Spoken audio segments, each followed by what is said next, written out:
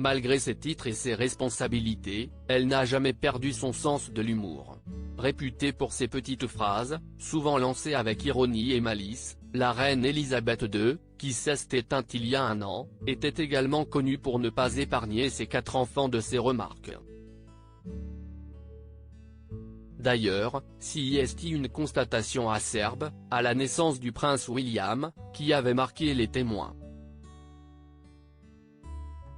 Un an après sa disparition, le 8 septembre 2022, la reine Elisabeth II doit être dans toutes les mémoires ce vendredi, outre-Manche.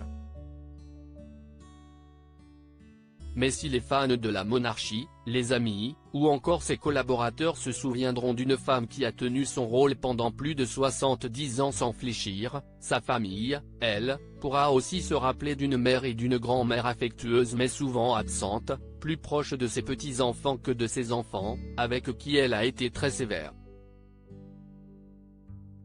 Et particulièrement avec celui qui lui a succédé, le roi Charles, qui n'a sans doute pas oublié la remarque plutôt acide qu'elle avait faite en rencontrant son fils aîné, le prince William, né en juin 1982, « Heureusement qu'il n'a pas les oreilles de son père », aurait-elle lancé, probablement devant son mari, le prince Philippe, décédé en 2021, et devant la maman du petit garçon, Lady Diana. Une référence aux oreilles décollées de son fils, qui lui ont longtemps valu des moqueries dans le monde entier, qui n'avaient pas dû lui faire très plaisir.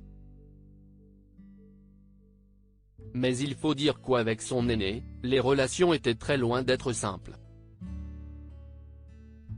La reine, en effet, était réputée pour sa froideur envers son héritier, qu'elle et son mari ont eu très jeune, elle n'avait que 22 ans et n'était pas encore montée sur le trône, et à qui elle n'a pas pu consacrer beaucoup de temps pendant l'enfance. La reine était effrayée par l'idée de la maternité, au tout début. Elle n'avait rien appris de sa propre mère, révélait même l'une de ses amies dans le livre The Crown. The Official Companion, qui rappelle que si elle a longtemps été distante avec Charles et sa sœur Anne, née en 1950, elle a consacré bien plus de temps à ses 2 fils cadets Andrew, né en 1960, et Edward, en 1964. La chef d'une très grande famille considérée comme trop tendre et émotif, le prince Charles, quant à lui, avait ensuite été envoyé dans un lycée à l'enseignement très dur, où il avait été malheureux.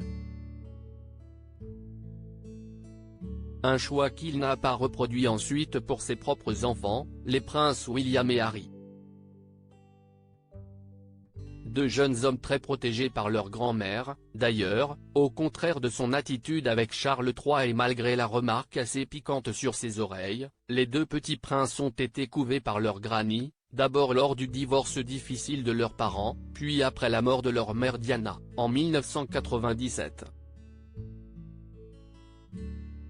Pour rappel, la reine Elisabeth avait une grande famille, 4 enfants, donc, le roi Charles, la princesse Anne, et les princes Edward et Andrew, mais aussi 8 petits-enfants, Peter et Zara Phillips, les enfants de la princesse Anne, les princes William et Harry, ceux du prince Charles, Béatrice et Eugénie d'York, les filles d'Andrew, et Louise et James Mountbatten-Windsor, ceux d'Edward.